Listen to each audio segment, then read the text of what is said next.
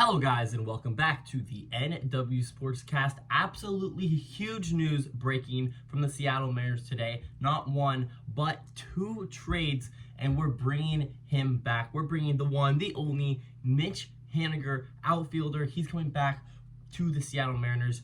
Obviously, if you guys are Mariners fans, you'll know he was here just a couple of years ago, and then he went to San Francisco, got hurt, and now he's on his way back. The full trade is Mitch Haniger's coming here, and we are also getting Anthony DeSclafani. He's a pitcher, and we are trading Robbie Ray, Cy Young winner.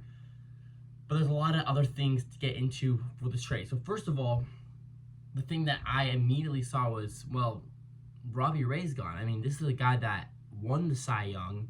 We signed from free agency. It was one of our bigger signings in the last few years. He's on contract still for $23 million guaranteed this coming year. And sources say that he will come back as soon as the All-Star break. And that seems very, very intriguing. As a Mariner fan, that gives you a lot of options at the trade deadline. You can trade a guy like Miller or Wu, or you can bench them if they're struggling and throw in Robbie Ray. It gives you that depth. It gives you that six really good starters that a lot of teams don't have. You get that with Robbie Ray, and Robbie Ray is a really elite pitcher. It's Ray Day, everybody, and every time he steps on the mound, you like your chances of winning ball games. The problem is he hasn't been on the mound much as of late. He's $23 million locked up, and this trade has cash considerations, so you got to look at that too. If we are paying, if we get rid of $10 million and the Giants will pay 10 of the 23 from his contract, and we also get Mitch Haniger, who will now be our starting outfielder, assuming he is healthy and good to go, and a pitcher in DeSclafani, whatever it may be. I'll learn the name soon, I'm sure. This isn't a bad trade at all. I like where we're going with this. We can quickly look at each player's stats. We got Mitch Haniger. And last year, he only had 211 at-bats. He had 6 home runs. He had a 631 OPS, 266 on-base percentage, hitting 209 average. Again, those stats don't look super good. Obviously, not great to see from Mitch, but if you look just a couple of years prior, 2021, he played in 157 games. That's damn near all the season. And in those 157 games, he had a really good slash line. He was hitting 253, 318 on base percentage with 485 slugging, 803 OPS. And how many homers did he hit? He had 39 homers. So that was arguably his best year. And he had pretty good seasons in 2019, 2018 as well. 2022 for the Mariners, again, didn't play most of it. And then San Francisco, same thing there. So the injuries are a concern. Mitch Haniger is getting older. He's 33. His defense is declining. He still has an okay glove, though. So we should be able to stick him in right field or left field and not worry too much about him in the outfield.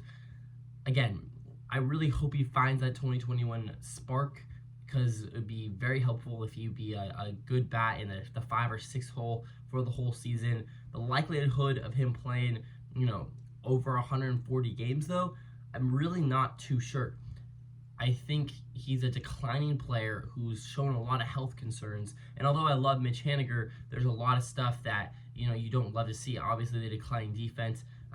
He's straight up hasn't been able to really hit the ball or stay in the field as of late. He's a talented player, but we'll see how much of the 2021 Mitch Haniger we're going to get in 2024, because 3 years is a big difference from a player that's 33 and a player that's 30.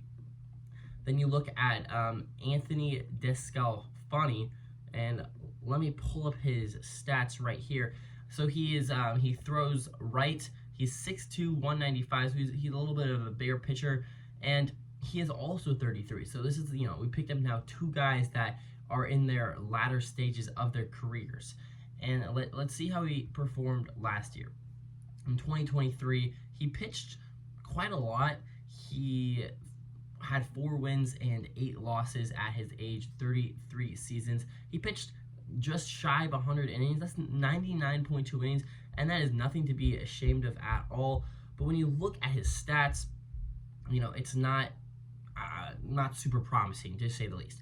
First of all, I know ERA is not everything, and it shouldn't be a big consideration how good a pitcher is, but he's holding a 4.88 ERA last year, and the year prior he threw a 6.63 ERA. He was hurt for most of that year. You look to the right, his strikeouts, right now his whip is 1.25, hits per 9 is 9.5, and home runs per 9 is 1.4. So you don't love to see it as far as how much value he can provide on the starting pitching side. If I had to guess, he's going to be our number 6 starter, and he's going to be more of a depth guy. Maybe he's going to ride the Tacoma Rainiers for a little bit until inevitably one of our guys probably gets injured, and he's probably the first guy up. Maybe you could argue Emerson Hancock. We'll see. I don't know if Hancock's quite ready for the big leagues as of right now, but DeSclafani, he has done it before, and although the stats aren't amazing, I do think that there is a lot of potential here to be an everyday 4 or 5 guy in our rotation as long as he stays healthy. And again, all these things I'm saying is caveats to them both staying healthy. And, it's the same thing for Robbie Reyes. So it's hard to say because there's a good chance Robbie Reyes doesn't even play this year. But there's a really good chance that combined Mitch Haniger and Anthony DeSclafani provide very little to this 2024 club. I like the trade. I like where we're going with this. We gained some money, hopefully, and at the same time, we get an outfielder that should start for us and a depth pitcher, which is always good to have in this league. You never know what types of injuries are going to happen, and Anthony DeSclafani, he should be able to provide some depth for your team as long as he stays healthy once again. So I like the trade. I'm going to rate this trade a B. Again, not amazing. Mitch Haniger really doesn't. I love Mitch Haniger, and I think that if you're a Mariner fan, you have a lot of nostalgia towards him, kind of helping you push forward and move this team in the right direction in the mid 2010s and then on. He had that really stunning 2021 season where we missed the playoffs by 1 game. He was kind of the leader to that. He had a really big hit against the Angels in that series. He is a dog, and he seems to perform best when the lights are on him, which I love about Mitch Haniger. But in reality, he doesn't provide much when you look at the base stats and will he stay on the field. Again, I hope so, but I wouldn't say this is the move that the Mariners need to get a lot better. Do I think we're a better team today than we were yesterday? I do. I think that this provides more value for us, and we get some more money to work with. So I overall do think this trade is about a B. But again, I wouldn't just say, Mitch Haniger's back. Oh my God, we're set. We have Julio and Mitch Haniger in the outfield. Like, this is amazing. Like, no, Mitch Haniger's probably going to, he's probably going to split a lot of games with Canzone in right field. And I hope we still get another outfielder in left. And I don't know if it'll happen. There's a really good chance Canzone and Mitch Haniger will be in the starting 9 come March. But we'll see. And I'm looking forward to seeing what happens. Quick side note, we also traded Jose Caballero for Luke Raleigh, age 29, first baseman, so he should be able to pick up some of maybe a backup first base role with Ty France. He also can play some outfield, I believe. So let's look at the base stats again. In 2023, he had his only year. He was in the Dodgers and Tampa Bay, but combined only played 55 games in his first couple seasons. And in 2023, he played 118 games with 357 at-bats. And I like what his numbers show me. He hit the ball pretty hard. He had 19 home runs. He hit 250 with a 333 OBP, a 490 slugging, and an 823 OPS. That's not bad. Not bad at all for a guy that we traded Jose Caballero for. Jose really had a breakout year last year. I think that's about the best that he's going to get. And I don't think we're going to be missing Jose that much, assuming Dylan Moore stays healthy, because I think Dylan Moore does what he does and a little bit better. Everyone raves about Caballero's base running. I really didn't see it. Scott Server said he was the best base runner we had.